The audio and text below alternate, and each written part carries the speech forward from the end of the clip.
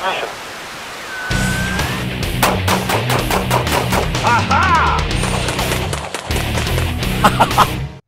Hi, this is Joel Persinger. I'm the gun guy. Thank you very much for watching my videos and supporting us all over the place and podcasts and like that. I really appreciate it.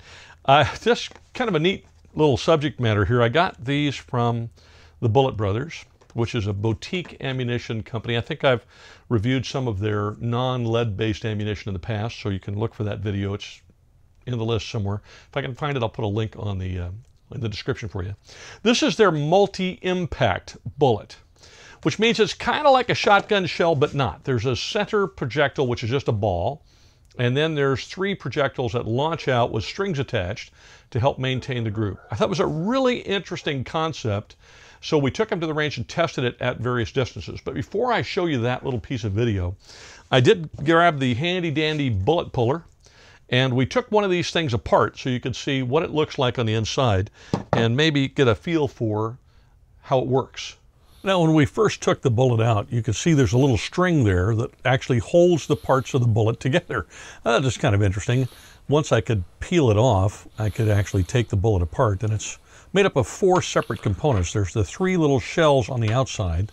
Those become your spread out projectiles.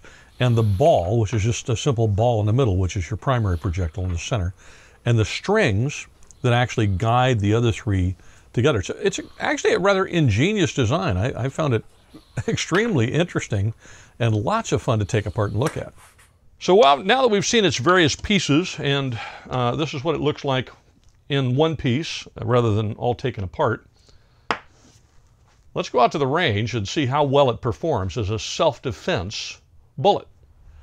I put a target out here about 4 yards out, and I'm going to fire 1 shot of this defensive ammunition. I want to see how big the pattern is at 4 yards, and we're going to back it up, and we'll see what it is as we get a little further out. So 1 shot only into the silhouette target, as soon as I can find a mag here.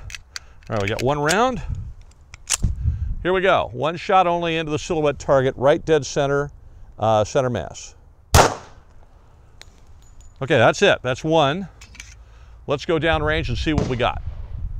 So you can see where the rounds hit here if you look pretty closely. The center projectile hit right in the middle, right by the number 10. And then you've got a projectile to the top, and then 1 to the right and 1 to the left, and almost a diamond pattern as they launched out. One of the things I think that's kept them so tight together is these little strings that tie to the surrounding projectiles that launch out to the side. In fact, you can see there's 2 here. One of them is tied to the other, so if I pull on it, it'll come apart, but you can see them tied to the center projectile. And then there's the other one, which is tied to this one on the right-hand side. So those little strings are what hold them together. Now the question is that pattern actually going to get wider? And if it gets wider and these little tie-down strings don't hold these surrounding projectiles in place, then there's an opportunity to miss the intended bad guy and actually go over the shoulder or around the bad guy and injure somebody on the other side. So I'm curious to see as I get now 10 yards out how that's going to change. So let's try it at 10 yards and we'll see. All right, so I changed my mind, and instead of going 10 yards, we're going to do 7, because that's a pretty good sized room inside your house. That's a 21-foot room. And smaller homes aren't going to have a room that big. So we went from 4 yards to 7 yards. Let's try it and see how the pattern works here. We know it works well at 4. Here comes 7. All right, let's go down range and see what we got. All right, as you can see, we marked the previous shot so we wouldn't get too confused. I'm easily confused. And this one, it's a little bit different pattern. We've got the center projectile here. We've got the left top projectile here, got 1 on the left down here, and we've got 1 that carried not nearly as far out as the previous shot, but it landed in the 10 kind of orange zone as well here. So what's impressive to me here is that even at 7 yards, as we've moved out farther, we still have a nice pattern that stayed on the silhouette. And that's important, because if it keeps getting broader every time, then the farther you get away, the more likely you are to injure a bystander or somebody that's behind the offending bad guy. So let's try it at 10 yards. We'll see if it maintains true and stays on the silhouette even at 10 yards. All right, now it's at 10 yards. Let's see if our pattern holds true 10 yards with the 45, and here we go. All right, let's go see what we got. Okay, we were good at 4 yards. We kept it in the silhouette. We were good at 7 yards, but you'll notice we marked all of them so far, and now we've done the 10-yard test.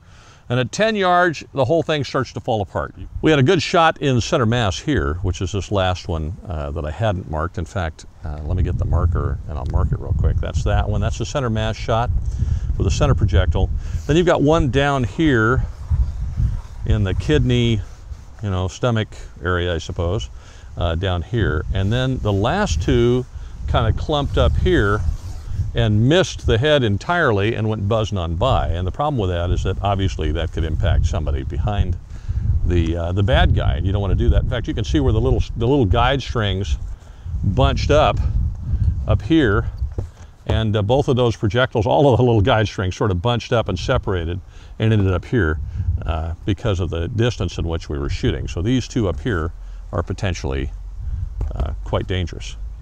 In my estimation, I would say this ammunition is really good, potentially for home defense inside the home. I would not personally recommend it for outside the home. And then even inside the home, you have to be accurate with your shots, because if you don't put them in the center, you put it over here, then you got a pattern. There's one over here, one over here, one over here. You may have hit the bad guy with the center projectile, but the ones on the outside are potentially going to be misses and impact whatever is behind them. So you got to make sure you're practicing and you can actually hit center mass. If you do that, now you have a nice pattern, and this ammo actually would be, I would think, very successful inside the home for self-defense. I just personally would not use it outside the home. All right, now that we've established the distance in which this ammunition is going to be functional and very powerful for us, and the distance at which it's going to doesn't work so well, let's find out how well it feeds. This old 1911 I bought in 1978, and it's notorious for feeding round ammo, but not some ammo it just doesn't like. Some it does. I don't know whether this is going to cycle right or not. I've loaded 4 rounds. Let's try it. If it cycles well in this old 1911, it will cycle in anything. So here we go. Beautiful. Cycled beautifully. 4 rounds in, 4 rounds down range. I like it. That is the multi-impact bullet design from Bullet Brothers. The Bullet Brothers are pretty interesting folks. They have some really interesting designs on ammunition. They've sent me some other stuff too, which we'll be reviewing in future videos. This is in 45 ACP. I'm not sure what other calibers are available, but the links are in the description. Check them out. We also got some shotgun ammunition that's very similar from them. We're going to be reviewing that in the next couple of days. And some interesting novelty ammunition we got from them as well. We'll be taking a look at that in the next week or two. Very, very cool company. Really, really interesting, innovative stuff. Check them out, the Bullet Brothers. The links are in the description. Also, check out Patreon if you wouldn't mind. We just launched the brand new video podcast, which will be released on the 1st and 15th of every month. We already do an audio podcast released on the 5th and 20th of each month. And if you can't remember those, it's okay. They are completely on different subjects, so there's no duplication there. There's also some other cool stuff on Patreon, great behind-the-scenes photos and that kind of stuff. So check us out on Patreon.